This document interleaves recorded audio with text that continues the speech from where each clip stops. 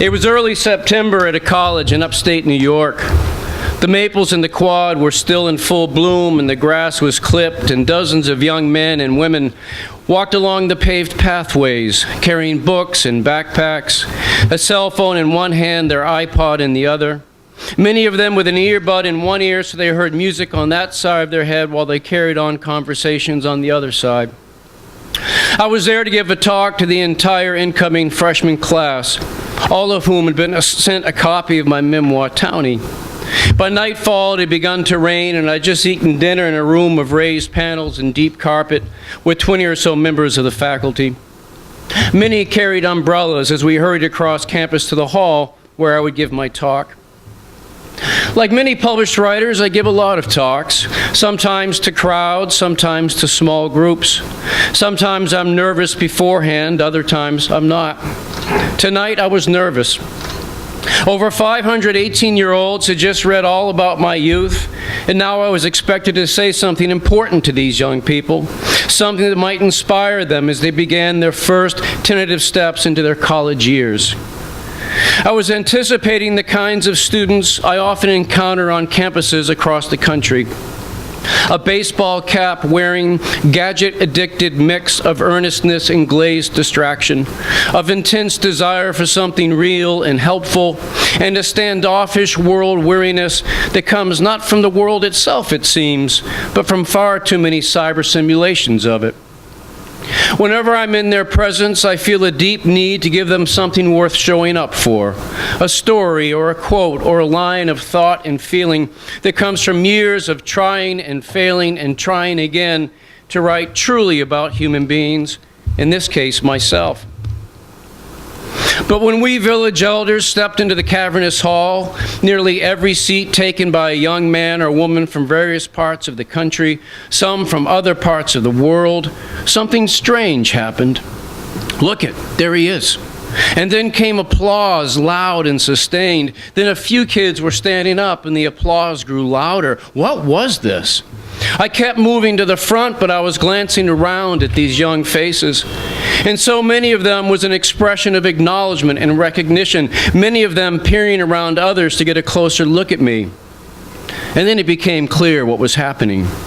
They weren't clapping for the middle-aged author of a book they'd been required to read. They were clapping for the boy and violent young man I'd been. They were clapping for the kid who'd grown into the man walking up to the stage to greet them.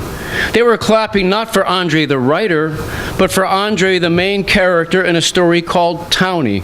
I may as well have been Jake Barnes or Harry Potter or Captain Queeg. And as I waited to be introduced, I stood there feeling as if I'd lied to them in some way, that I had somehow misrepresented myself. But had I? Yes and no, not at all. In my hometown of Haverhill, Massachusetts, the mill town where I grew up and the setting for Townie, I'm told it's referred to as the book. Hey, have you read the book? You shitting me? I'm in the fucking book. Just weeks after it was published, I was to give a reading at the Haverhill Public Library. Over 500 people showed up. The librarian introduced me, and there was enthusiastic applause, a few raucous whoops and shouts from the rear of the room. I looked out over the crowd and took them in. Many were my age, in their late 40s or early 50s. Behind aging skin and hair and a few extra pounds, I recognized the face here, the eyes of another there, people I hadn't seen in over 30 years when we'd all attended the same high school with its undercover narcs and drug dealing, its high-achieving jock kids from across the river, the leather-wearing, ponytailed losers like me on the mill side, the kids or grandkids of immigrants from Ireland and Italy, Greece and Puerto Rico and the Dominican Republic. And there were older men and women there too, the parents of those of us who grew up in the shadow of the Vietnam War and Watergate and Nixon flying away from the presidency in his helicopter, an echo image of what so many of our own fathers had done, though they'd driven away in Chevys or hopped a bus or just hit the road with a thumb out. I thanked everyone for coming, then I read a few brief passages and took some questions. Mostly, though, the audience offered comments, and mostly these were words of thanks for telling our story. Our story. I liked hearing this and was grateful for their gratitude, but I was also confused by it. I knew what they meant, that I'd written about that in-between generation we were members of, 10 years younger than the Vietnam baby boomers, but 10 years older than Generation X. We were kids who grew up listening to early Aerosmith on 8-tracks and Z28s, drinking Heffenreffer tall boys and smoking angel dust. We grew our hair to our waists and carried pints of Southern Comfort in our dingo boots like Janis Joplin. But the party had moved on years ago, and so we were left wearing costumes, having sex too young, drinking too much, fighting in bar rooms and in the street, our broke single mothers too overwhelmed to do much about it. I knew what they were thanking me for, but still, wasn't Townie essentially my story? Years ago, I read an interview with the writer Janet Burroway in which she says that when readers go to the novel, what we're really saying to it is this: give me me. Most of us know this to be true. If the writer goes deeply enough into her characters and their stories, then they'll go deeply enough into us, too, their own natures resonating with ours, like an easterly breeze moving wind chimes on a porch we'd never even known about. But with creative nonfiction memoir, the breeze seems to be even more direct. The wind chimes closer to the front door of the house in which we live. A man standing near a window raised his hand. He looked over 6 feet tall and well over 200 pounds, and he wore a black beret and a black sweater and black pants. He was my age or younger, but he was leaning on a cane. His goatee was wispy and just beginning to gray. I called on him. "You know your friend Cleary? Your best friend when you was kids?" His voice was reedy and restrained, like he was trying to hold back an emotion that wasn't all good. "Yeah? What about Cleary?" "He was my brother." Cleary, always clowning and stealing and drinking and getting high, the son of a hopelessly alcoholic mother and distant father, my best friend when I was 13, 14, and 15, stabbed to death at age 25 by the common-law wife he used to beat. "Mark, is that you?"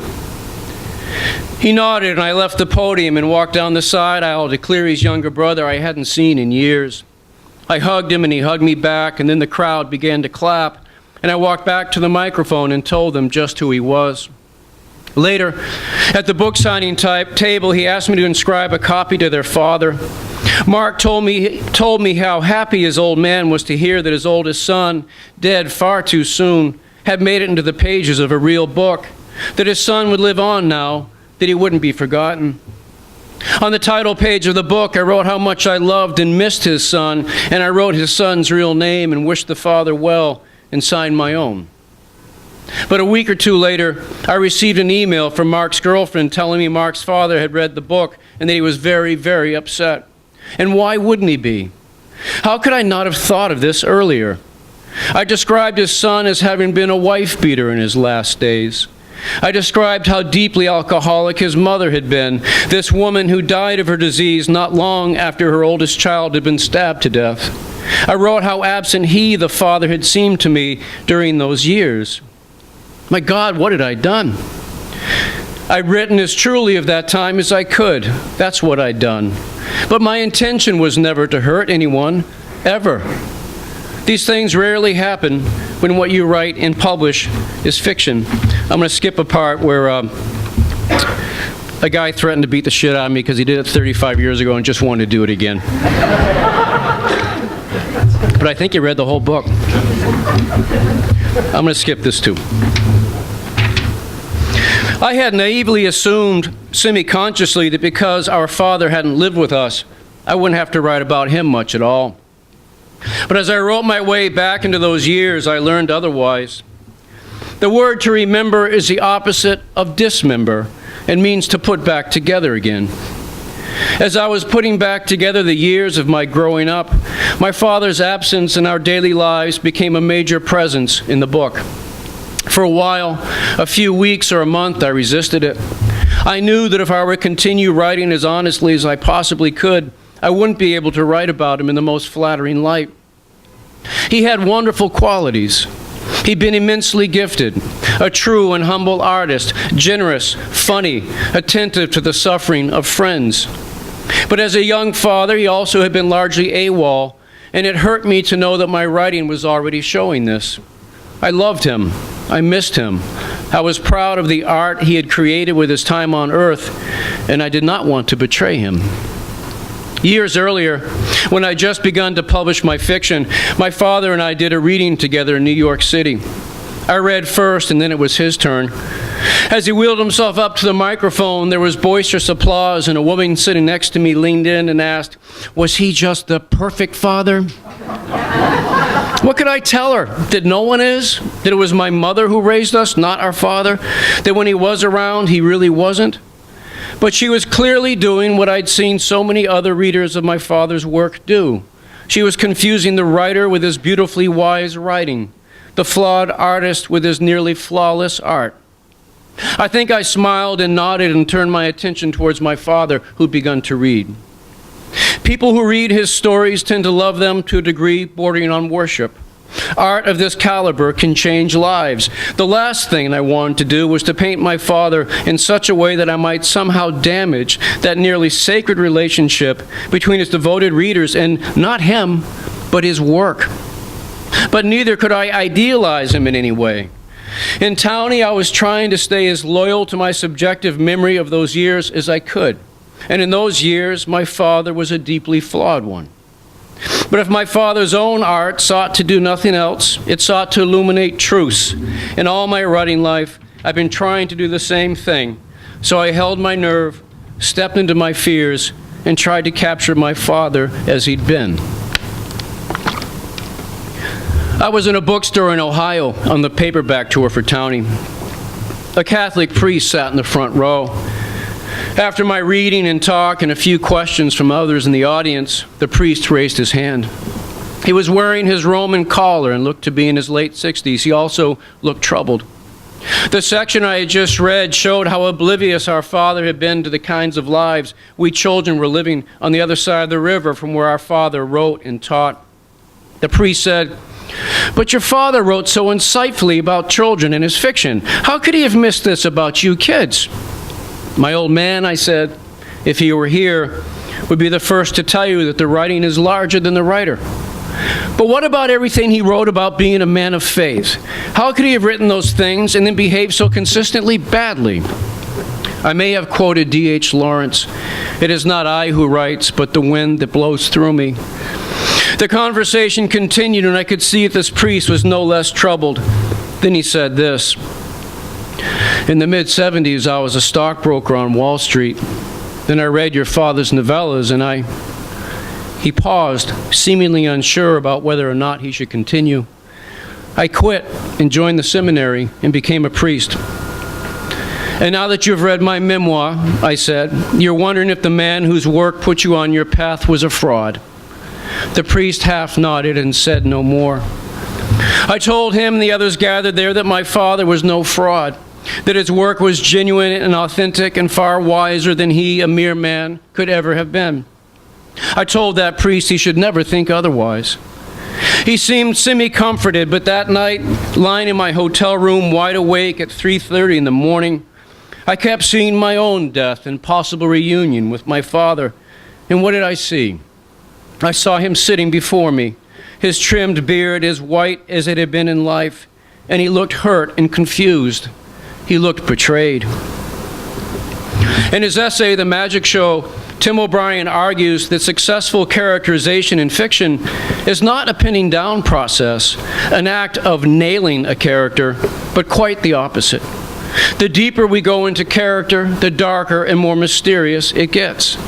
In this sense, he asserts we are all unknowable. Townie is not fiction, but when I wrote it, I was using tools I try to use as a novelist. Sensory detail, direct dialogue, and real-time scenes, essential brushstrokes to make more textural and alive a moment. In the earlier part of the book, when I was a young boy, I tried to write deeply from that perspective, without judgment or commentary. As I got older, I allowed the voice to change, but again, I tried to stay emotionally who I'd been at the time. And one of the things I had been was largely fatherless, something that came as a surprise to the older me writing all this. I was giving a talk at a university on the West Coast. Afterwards, a big gray-haired man in a red sweater stood in the audience and said, "I read your book, and I think your old man was a friggin' prick. How come he never took you guys to a ball game, for Christ's sake?" Hearing this was like getting slapped across the eyes. I took a breath. I sipped some water. I did not believe my father had been a prick, but what I had written and no one else had given this man standing in the audience, all of whom were now looking at me to see how I would react, this picture of my father. I told the big man in the red sweater what I truly believe, that the book is out of my hands now, and he's entitled to any emotional reaction he may get from it. I did not tell him, but I've been thinking it, that his story with his own father might be resonating here too. I don't think my old man was a prick, though. Then why didn't he take you guys to a game? How come he never called you on the phone or drive over to your house on a weekday? I told him the truth. I don't know. He'd have to tell you that, and he's not here to defend himself. The man sat down, and I was relieved the next question had to do with one of my novels. Again, late that night, I lay in my hotel bed wondering just what I'd done. I've been hearing that the reviews of my book were positive, but many of the reviewers went after my father for having quote-unquote abandoned us. But had he? In the town where I now live, I know a woman whose husband drove away 10 years ago, leaving her to raise their 5 kids alone. No phone calls, no visits, not one penny in child support. The last she's heard, he's living somewhere in Japan. Now that's abandonment. My father never did that. But I also had to stand by my remembered portrait of him, the very one that got that man and many other readers apparently to dislike my father, that he simply had not been present for much of our growing up. But he had been so much more in life than this absent father I'd painted. By describing him only through the eyes of his oldest son who'd needed him, hadn't I reduced him in some elemental way? Hadn't I done the opposite of making him a mystery? Hadn't I nailed him, and nailed him badly? Man, I hope not. I sure as hell hope not. A Barnes & Noble on the Upper East Side of New York. A handsome middle-aged woman raised her hand and said, "I guess I like your new book, but you don't seem to know much about women. There's hardly any in there." A few people laughed. A few others looked uncomfortable for me. I laughed too, then told the woman that's because Townie is a memoir, not an autobiography. If it were my life story, and who wants to read the life story of some fiction writer from Haverhill, Massachusetts, then it would have 300 pages about all the women in my life. But it's a memoir, a memory of a time in my existence that has a shape and narrative arc of its own, the way so many moments of our lives do. My young mother and father divorced. We lived in poverty, and my mother was left to raise the 4 of us as best she could. We moved from one cheap rented house to the next, and I was always the new kid, and I got bullied till one day I began to fight back till that was all I ever seemed to do, and I was on a road that would either get me killed or put in prison, and it was finding creative writing that put me on a more peaceful and constructive path. This is my story. I did not make it up, nor did I put in any moments that did not happen in my life, but still, there's the vaguely shameful feeling that I've cast in stone something that should stay fluid, our ever-evolving and changing memories of who we and the people we love really are. And walking up to the podium of that stage of that college in upstate New York, their cavernous hall filled with applauding young people, I wanted to tell them that I was glad I had written my story, that I was grateful to them for reading it, but please don't confuse me with that Andre in the book. He's a character, and I'm real. That was then, and this is now. But then they stopped clapping, and the hall grew quiet. I could hear the rain on the roof and against the windows, and I could see so many of their faces, expectant, slightly wounded, hungry for something helpful, many masking this hunger.